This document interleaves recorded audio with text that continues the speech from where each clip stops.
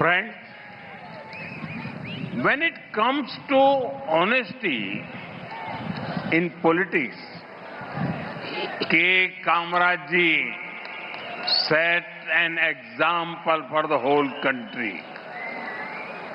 DMK is the example of the exact opposite.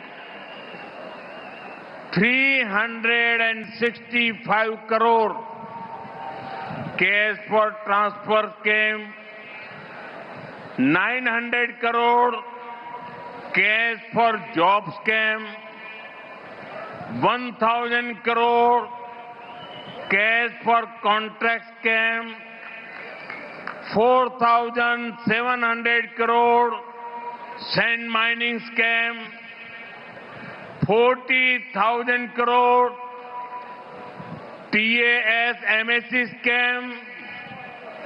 Usually, ministers compete with each other in good work. In DMK, ministers compete with each other in scams. But who are they stealing from? From the poor, from the youth, from the farmers. Such a corrupt government has no moral right to continue. That is why the people of Tamil Nadu have decided to bring in an NDA government. We will give clean and efficient governance. நண்பர்களே, அரசியலில் நேர்மை என்று வரும்போது ஒட்டுமொத்த நாட்டுக்குமே ஒரு எடுத்துக்காட்டாக திகழ்ந்தார் பெருந்தலைவர் கே. காமராஜர் அவர்கள். ஆனால் திமுக இதற்கு நேர்மாறாக நேர் எதிரான எடுத்துக்காட்டு.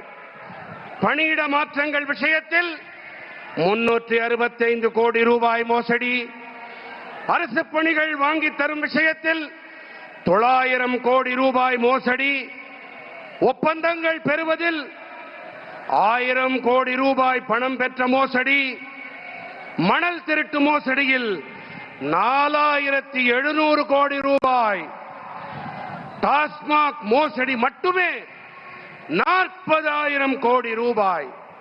பொதுவாக நல்ல பணியாற்றுவதிலே அமைச்சர்களுக்கு இடையிலே ஆரோக்கியமான போட்டி இருக்கும். ஆனால் திமுகவிலோ மோசடி செய்வதிலே அமைச்சர்களுக்கிடையே போட்டி இருக்கிறது. ஆனால் இவர்கள் எல்லாம் யாரிடமிருந்து திருடுகிறார்கள்? யாரிடமிருந்து தெரியுமா? ஏழைகளிடமிருந்து, இளைஞர்களிடமிருந்து, விவசாயிகளிடமிருந்து தான் இவர்கள் களவாடுகின்றார்கள். இப்படிப்பட்ட ஊழல் அரசு மேலும் தொடர்வதற்கு எந்த ஒரு தார்மீக உரிமையும் கிடையாது. அதனால்தான் தமிழ்நாட்டு மக்கள் தேசிய ஜனநாயக கூட்டணி NDA அரசை கொண்டு வர வேண்டும் என்று தீர்மானம் செய்துவிட்டார்கள். என் மனம் நிறை மக்களே, நாங்கள் உங்களுக்கு தூய்மையான திறமையான அரசாங்கத்தை கண்டிப்பாக அளிப்போம்.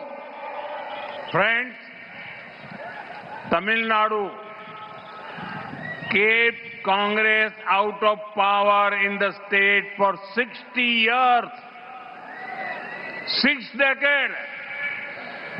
You were the first state to become Congress Mukta. For this, Congress took revenge against Tamil Nadu. It was Congress that gave away Kachitivu. Then DMK did not do anything. When Congress government was at the center and DMK was supporting them, their government issued a notification banning Jallikattu. Through an ordinance, It was we who ensured Jallikattu could continue. It was we who showed respect to Tamil culture by giving the Sengol a pride of place in the parliament. நண்பர்களே, தமிழ்நாடு காங்கிரஸை 60 ஆண்டுகளாக மாநிலத்தை விட்டு விலக்கி வைத்திருந்தது. காங்கிரசிடமிருந்து விடுதலை பெற்ற முதல் மாநிலம் என்று சொன்னால் அது நம்முடைய தமிழ்நாடுதான். இதனால்தான் தமிழ்நாட்டிடம் காங்கிரஸ் தனது வஞ்சத்தை தீர்த்துக் கொண்டது. எப்படி தெரியுமா? காங்கிரஸ் கச்சத்தீவை தாரை வார்த்து கொடுத்தது.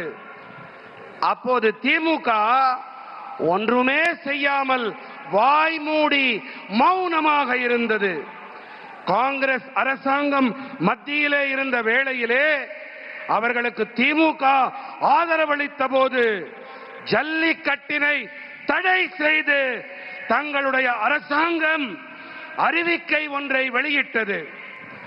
ஆனால் ஜல்லிக்கட்டினை தொடரச் செய்ய நம்முடைய அரசாங்கம் தான் அவசர சட்டத்தை பிறப்பித்தது. நாடாளுமன்றத்திலே செங்கோலுக்கு பெருமிதமானதொரு இடத்தை அளித்து நாம் தாம் தமிழ் கலாச்சாரத்துக்கு மரியாதை அளித்தோம். Friends, recently India has concluded a historic trade agreement with the European Union. We are now linked with 28 advanced countries.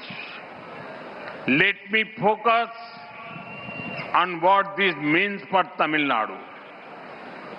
This is a golden opportunity for the youth, workers, farmers, and entrepreneurs. Tamil Nadu's textile industry, electronic and manufacturing, coastal seafood exporters, thousands of MSMEs,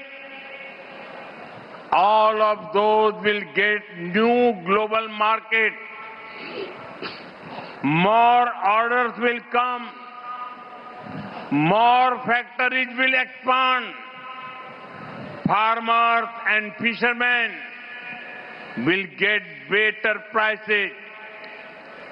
And lakhs of new jobs will be created for Tamil Nadu's youth. Tamil Nadu's products will now get a chance to compete and win globally. But for all this to happen, there needs to be a government that is focused on your welfare.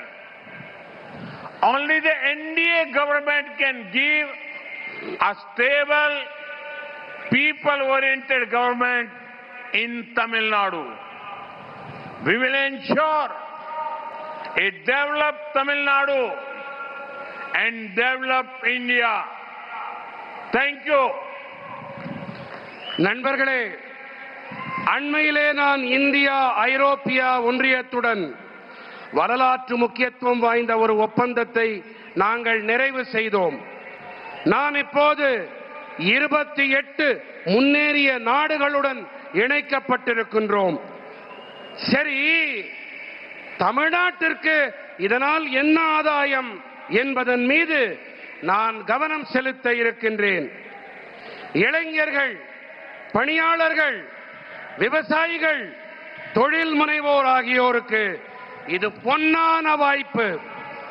தமிழ்நாட்டின் ஜவுளித்துறை, மின்னணு மற்றும் தயாரிப்பு துறை, கடல்சார் உணவு ஏற்றுமதியாளர்கள், ஆயிரக்கணக்கான சிறு குறு மத்திய தொழில் நிறுவனங்கள், இவர்கள் அனைவருக்கும் உலகளாவிய சந்தைகள் கிடைக்கும். இன்னும் அதிக அளவு ஆர்டர்கள் கிடைக்கும். விவசாயிகளுக்கும் மீனவர்களுக்கும் சிறப்பான விலைகள் கிடைக்கும். தமிழ்நாட்டின் இளைஞர்களுக்கு பல லட்சம் புதிய வேலை வாய்ப்புகள் உருவாகும்.